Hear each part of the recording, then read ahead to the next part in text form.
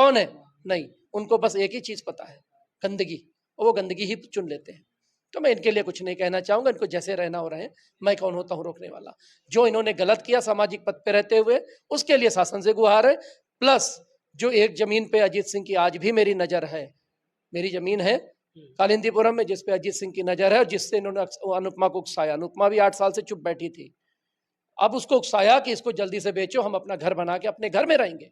और वो पूरे ताबड़तोड़ सारी साम दाम दंड भेंट लगा के कोशिश कर रही बेचने की। पूरा बैकअप अजीत सिंह का है, पूरा बैकअप अजीत सिंह का है। मेरे ऊपर जानलेवा हमला भी किया गया, जिसकी वजह से आज मैं सामने आया कि मैं शासन से भी गुहार लगाऊंगा, न्याय की भी लिए मांग करूंगा, कोर्ट कचहरी भी दौड़ूंगा, मगर सारे चैनल में मैं अपने जाके घंटी दरवाजा खटखटाऊंगा कि मुझे न्याय मिले, मेरे और मेरे बच्चों की जान माल की सुरक्षा की जाए। मेरी जान खतरे में है। ये दरोगा है, मुझे कैसे भी फंसा सकते हैं, कैसे भी मरवा सकते हैं। इनके पास बहुत पावर है, बहुत लिंक्स है, कोई भरोसा नहीं। अगर मुझे कुछ भी होता है तो इसके जिम्मेदार अजीत सिंह और अनुपमा पाठक है, और कोई नहीं है। जो आपके धर्म पत्नी है और जो आपके पत्नी के जो आशिक है, दोनों अभी भी प्रेजेंट टाइम में वो नौकरी में नियुक्त हैं। तो आप किस तरह से उन पे कार्रवाई चाहते हैं कि वो दरोगा है तो समाज की किस तरह से, जब दूसरी की पत्नियों को भी अपने साथ रख रहे हैं, तो किस तरह से वो समाज की सेवा कर रहे होंगे? क्या समाज की सेवा कुछ ऐसी बात होगी, जिसके पास धन दौलत होगा, थोड़ा सुंदर होगी, कमाने वाली होगी, उसको अपनी पत्नी बना के रख लेंगे फिर से। तो ऐसे व्यक्ति को क्या आप नौकरी पे रखना चाहिए या फिर उसे टर्मिनेट कर देना देखिए, ये चाहिए? शासन का जो है पार्ट है। शासन में बहुत उच्च अधिकारी हैं, सबके पास विवेक है, सबके पास एक्सपीरियंस है। अब उन्हें ये समझना चाहिए कि क्या उनके चरित्र नियमावली से लेकर के जितने भी नियम कानून पुलिस में, बेसिक शिक्षा में, उत्तर प्रदेश शासन में बनाए गए हैं, अगर ये उपयुक्त है ऐसा आचरण, तो ठीक है, फिर उनकी मर्जी है। और अगर ये उपयुक्त नहीं है तो दंडात्मक कार्रवाई तुरंत करें। अदरवाइज फिर कोई केस आप 2 दिन बाद फिर देखेंगे ऐसा। आए दिन रोज ये नए केस खुल रहे हैं। क्यों खुल रहे हैं? लोगों की हिम्मत बढ़ रही है कि शासन तो गुंगा बहरा बहरा बैठा है, शासन को कोई लेना देना नहीं, हम अपनी नौकरी बजा दिए, बस बहुत है। मगर चरित्रहीनता गिरती जा रही है। अगर इस पे ध्यान नहीं जाएगा तो ये लोग हमारे समाज की क्या मदद करेंगे? ऐसे लोग। एसडीएम ज्योति मौर्य की कहानी और उसके आशिक की कहानी जब से यह फैली हुई है, तब से यह लगातार यह तीसरा मामला प्रकाश में आया है। तो आइए, हमारे साथ एक बहन जी हैं, हम उनसे बात करते हैं कि जो ज्योति बच्चे भी थे, तो उसका प्रभाव कहीं ना कहीं ये समाज पर पड़ रहा है। आइए हम उन्हीं से बात करते हैं। पहले अपना परिचय बताएं। जी, मेरा नाम अंजना मिश्रा है और मैम, ये मैं बताइए कि प्रयागराज में जिस तरह घटना हुई, एसडीएम ज्योति मौर्य ने अपने आशिक के साथ संबंध बनाए, उसके बाद अपने पति को छोड़कर आशिक के साथ रहने लगे, क्या उसका प्रभाव कहीं ना कहीं जो तमाम प्रकार की समाज में फैल रही कुरीतियों को, उसे किस तरह से देखती है? देखिए, पहली बात तो मैं ये कहूँगी कि समाज में कोई भी ऐसा कार्य जो हम छुप के करते हैं, वो हमें सबसे पहले पता चलता कि ये गलत है, तभी हम छुप के करते हैं। तो हमें तो वो नहीं करना चाहिए, क्योंकि हमें सबसे पहले पता चल जाता कि हम गलत कर रहे हैं। चाहे ज्योति मौर्य का हो, चाहे अनुपमा पाठक का हो, या अन्य किसी का भी हो।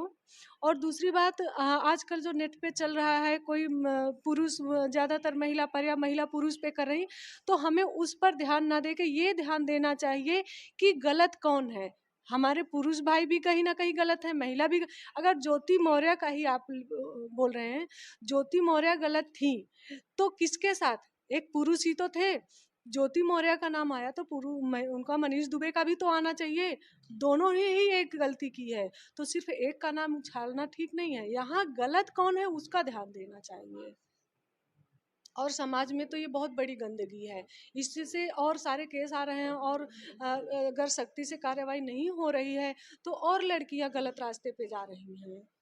आप एक महिला हैं और तमाम प्रकार की इस तरह की रोज खबरें सामने निकल कर आ रही हैं, तो आप उसे किस नज़र से देखते हैं? क्या इस तरह की घटनाओं पर सरकार की ओर से कोई सख्त कार्रवाई करनी चाहिए? क्या इसके लिए कोई अलग से कानून व्यवस्थित करनी चाहिए? किस तरह से देखते हैं? जी, अभी हमारे कौशाम्बी में कुछ दिन पहले कौशाम्बी थाना अंतर्गत एक नवजात बच्ची मिली थी, बालिका मिली थी।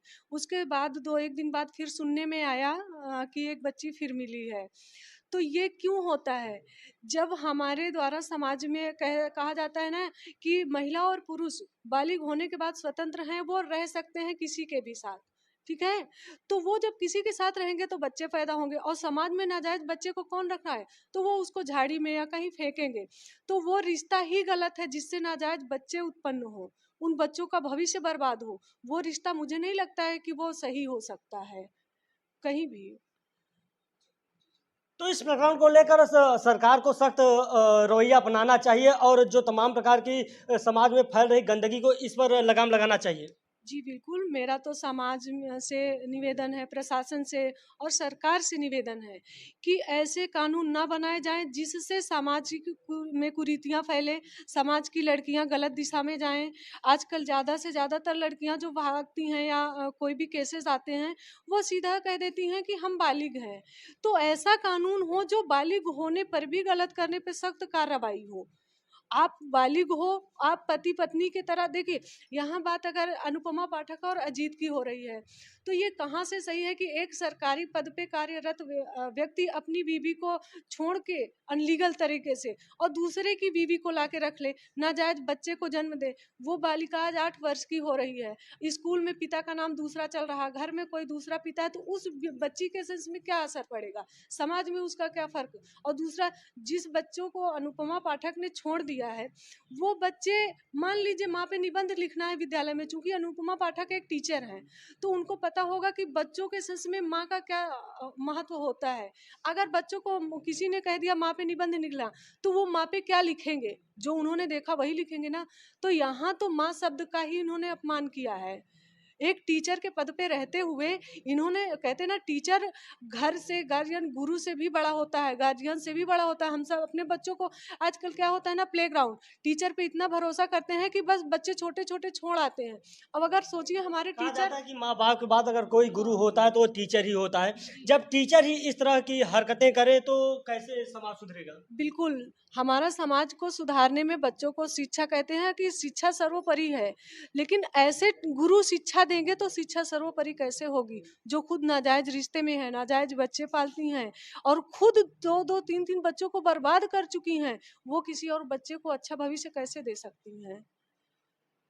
तो आप क्या चाहती हैं जो ये दोनों जो अनुपमा पाठक हैं और इनके जो आशिक हैं, ये जिम्मेदार ओहदे पे हैं, तो इन्हें उस पद पे बरकरार रखना चाहिए या शासन की ओर से इन्हें टर्मिनेट करना चाहिए? क्या आप चाहती हैं? देखिए, पहली बात तो अजीत सिंह जो कि एसआई हैं, सुनने में आया है कि वो खुद को सिंघम भी बताते हैं।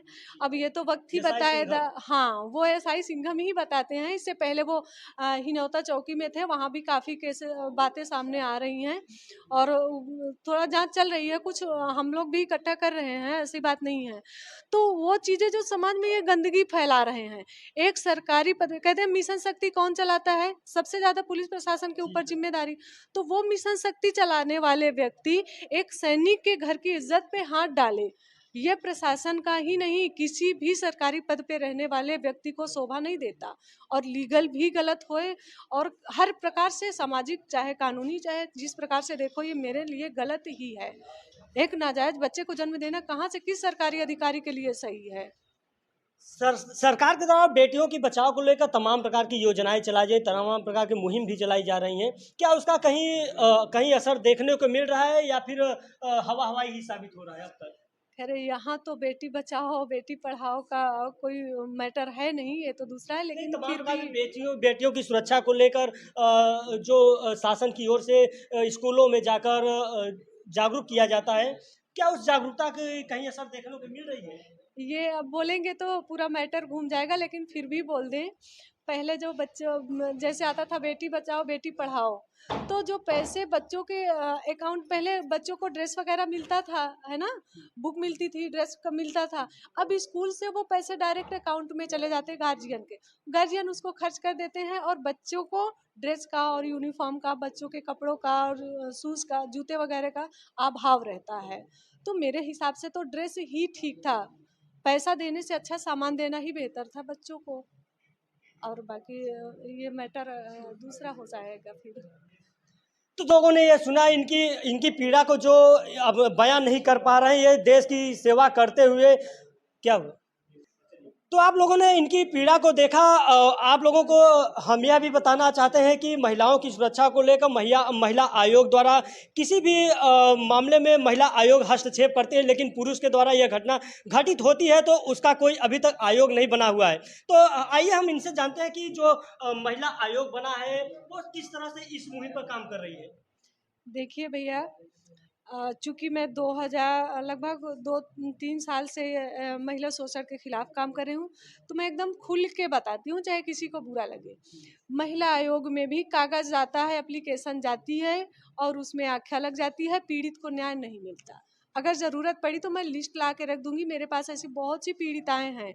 महिला आयोग की मैम आई, एप्लीकेशन दिया और रिपोर्ट लग गई, फला-फला करके आख्या लग गई और वो पीड़िताएँ आज भी दर-दर भटक रही हैं। यानी जो पीड़ित पक्ष के द्वारा एप्लीकेशन या तहरीर दी जाती है उसे कबाड़ में ही फेंक दिया जाता है, उसमें कोई कार्रवाई नहीं की जाती।